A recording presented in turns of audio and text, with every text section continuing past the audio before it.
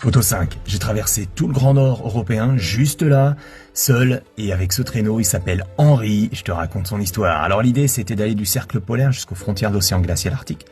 On a commencé à 2, puis j'ai dû continuer seul. Alors je parle de la fabrication de ce traîneau dans la photo 3, si ça t'intéresse. Alors seul, c'est vrai que tout est plus compliqué, tout est plus difficile, les traversées de lacs, de rivières, alors... C'est vrai de passer la glace, hein, ça reste une appréhension. Ce qu'il faut faire en fait, c'est que ta poulka, tu la mets loin derrière toi, comme ça elle peut te servir d'enclume au cas où tu traverses la glace. On part tôt le matin, c'est l'hiver polaire, donc le jour est très court. Et puis ben voilà, on traverse la taïga et parfois on peut entendre ce genre de choses. Ça c'est que j'approche d'une ville.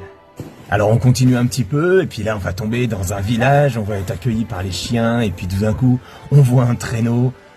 Et on rencontre des gens super sympas, mais c'est vrai que dès qu'on sort du village, eh bien on peut trouver des traces d'ours, des traces d'élan. Et quand il n'y a pas de piste, eh ben on s'enfonce. Alors bah il faut la tracer avec les raquettes à neige. Et on continue. Alors c'est pas toujours simple, des fois il y a des jours blancs, des traversées difficiles, on se perd, on se blesse.